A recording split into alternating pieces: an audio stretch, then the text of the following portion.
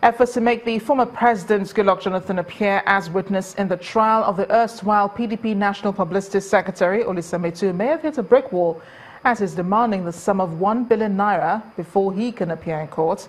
Justice Okunabang had issued a subpoena for the former president and former National Security Advisor Colonel Sambo Dasuki to appear as star witnesses in the money laundering suit against Mr. Pt2, but both were absent. The court, however, softened its position on the subpoena issued against the former president on the grounds that he had not been served with the order as required by law. Our correspondent Amaka Okafor reports. The drama surrounding the trial of a former National Publicity Secretary of the People's Democratic Party, Mr. Olisa Pt2, is far from over as his trial continues.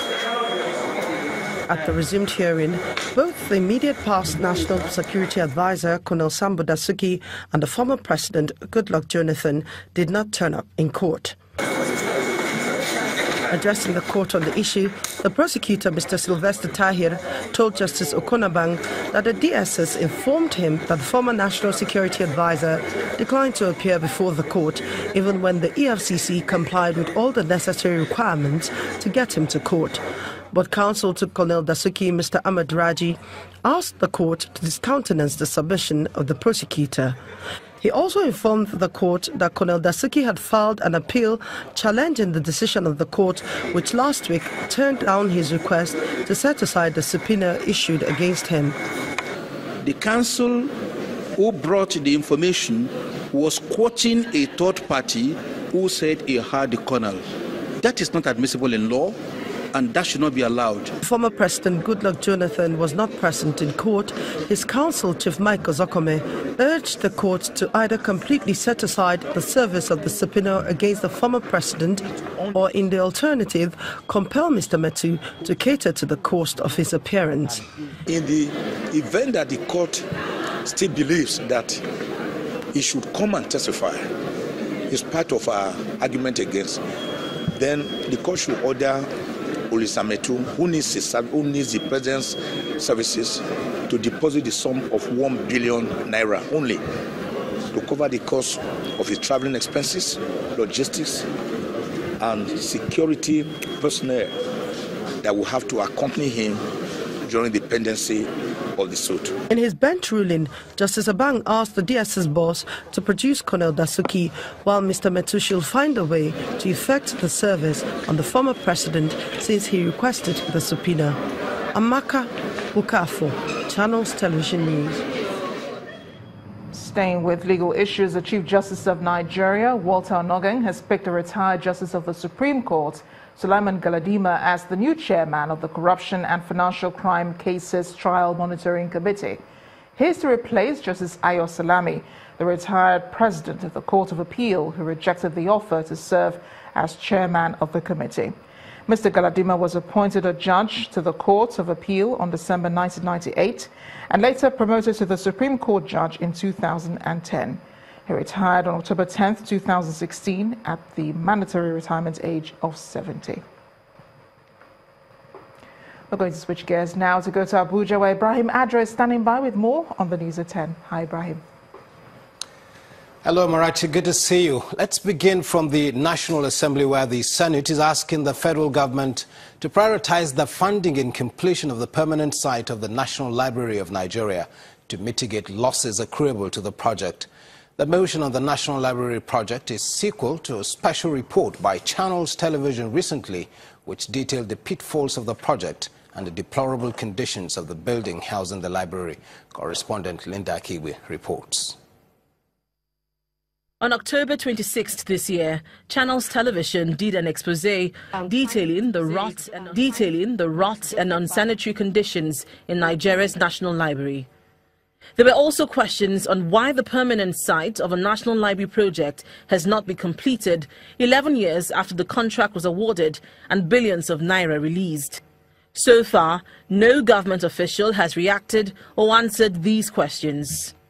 In 2014, 2.2 billion was budgeted and only 555 million was released. A federal lawmaker raises this issue at plenary. He maintains that the failure of the federal government to properly fund the National Library project is a huge disservice to the nation. Further disturbed that the failure of prioritization of this project by successive governments is a direct reflection and metaphor for the almost inexistent premium we place on knowledge and intellectual capacity as a country. The federal government awarded the contract for the construction of a National Library building project to Reynolds Construction Company in 2006 at a sum of 8.590 billion naira with a project timeline of 22 months. The contract amount has been revised upward repeatedly with a final cost of 78.37 billion naira. Nearly 7.5 billion naira has been released for the National Library project from 2008 till 2015. Worried that the continuous failure to properly fund the project within the specified period will cause the government losses modestly estimated to be in the range of 40 to 50 billion naira, and that if this failure to fund the project expeditiously continues, it might cost the government even more on the long run. So the best thing is for us is for the committee to look into it closely as to how the little amount of money that has been so far released have been best utilized for the project. The Senate has asked this Committee on Education to meet with the Ministers of Education and FCT to adopt an appropriation strategy to ensure the completion of the projects starting from the 2018 appropriation bill. In the meantime, the building housing the National Library is in shambles, stacked with rotten documents and library staff exposed to conditions which have brought about respiratory diseases. Linda Akibe, Channels Television News.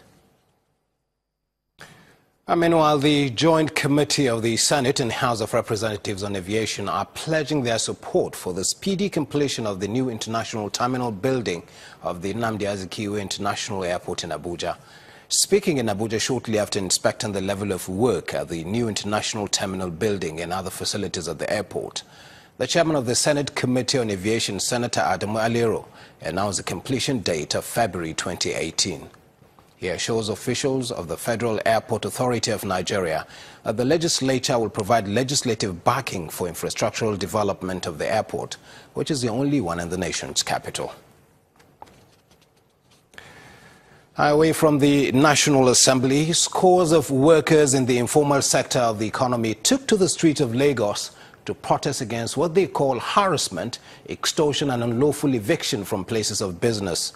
The protesters under the umbrella of the Federation of Informal Workers Organization of Nigeria, FIWON, walked from Ikeja bus stop to Lagos State House of Assembly today.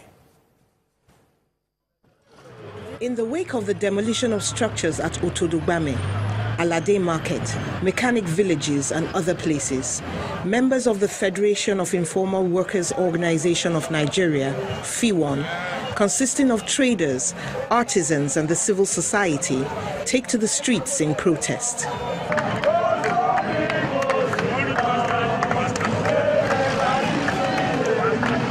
From Ikeja bus stop to the State House of Assembly, where they are met with a barricade. We are out today on the occasion of United Nations World Cities Day to make a statement. Every day, thousands of traders and street vendors are picked up. They pick them, they dump them in prison if they can't pay their FT bribes. Officials from the state government address the issue of a mechanic village. The issue of animal show, I want to say that the state government has less activities there. The land actually belongs to a family. The land doesn't belong to the government. I'm always in a very good touch with the mechanic in that place. The state legislators are not available for comments, and the advisor to the governor on transportation promises to pass a letter from the group on to the governor to address the other concerns of housing and markets. But the need for intervention seems to be immediate. Talking about Badia East, Atijora, Badia's up to the community was demolished in 2003 by the former governor, Tunumbu. 2013 was demolished by Fashola. 2015 was demolished by Hambode. As I'm talking to you now, I'm sleeping in my friend's house. Fiwan is accusing the government of violating the goal of the 2017 UN World Cities Day with the theme, Innovative Governance, Open Cities.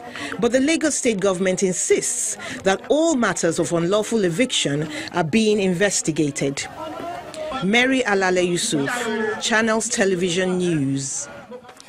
There is yet another protest, this time around by indigents of Benue State who are resident in Abuja. They are protesting against the splinter group of Cattle Breeders Association who are against the state's anti-open grazing law that is expected to come into effect on November the 1st this year. The protesters describe the anti-grazing law, which the state government signed into law earlier this year, as the only solution to the incessant clashes between cattle breeders and farmers in the state. The group is calling for the arrest of the leadership of the splinter group of the Mieti Allah cattle breeders, who they claim have threatened to resist the full implementation of the law.